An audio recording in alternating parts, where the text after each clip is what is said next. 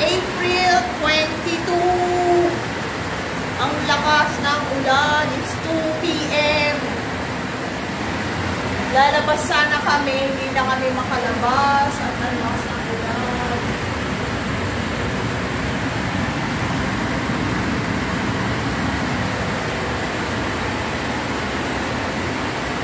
Lalakas ang ulan.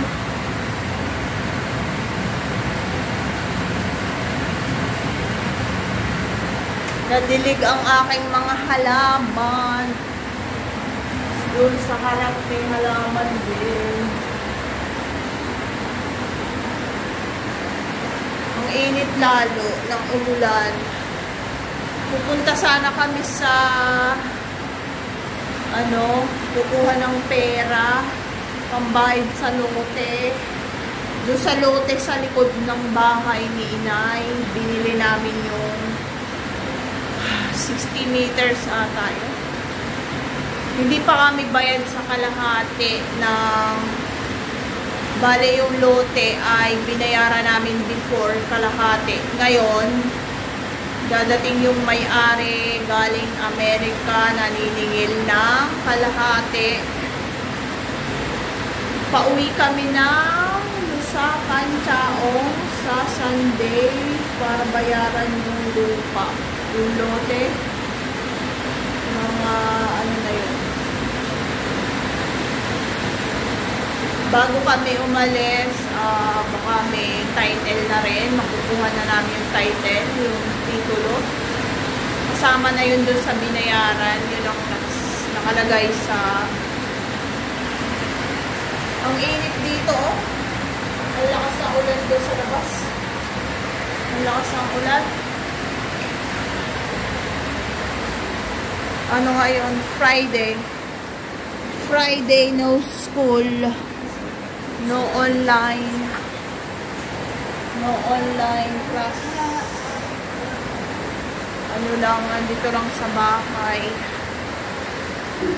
Ay, nako. Ang lakas ng ulan. Dito sa harap ng bahay, ang lakas din. Pero hindi naman nababasa yung halaman. Parang konti. Nabasa pala ng konti. Nadilig naman yung halaman ng konti. Doon sa likod, sa taas, basang-basa yung isang halaman. Yan, ang lakas ng ulan. Hindi kami makalabas. Mamaya na lang pag tumila. 2:10. 2:10 na ng hapon. Ako nga pala ay hindi nag-vlog kahapon at ako ay nagkaroon ng nagpahinga ako kasi nag-spotting ako. Kasi siguro yung pagbubuhat ko ng mabigat, naglaba kasi ako ng mga towel, 3 towel. Nilabhan ko yung towel, kasi nasira yung washer, dryer. Yung towel kasi nakababad. Kaya, nilabhan ko sa kamay. Siguro na yung muscle ko dito sa magpapacheck up ako bukas para yung malaman ba kung okay lang si baby.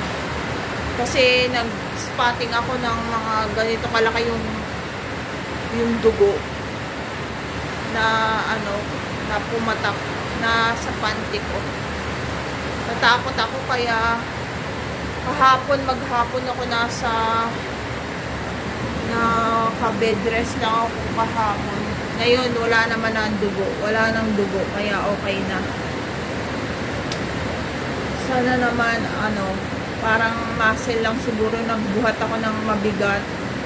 Yung sumakit yung dito, sumakit dito, tapos yung parang yung puwet ko, parang matatai ako na hindi. Yung sakit, tapos nakita ko sa panty may spotting na konti.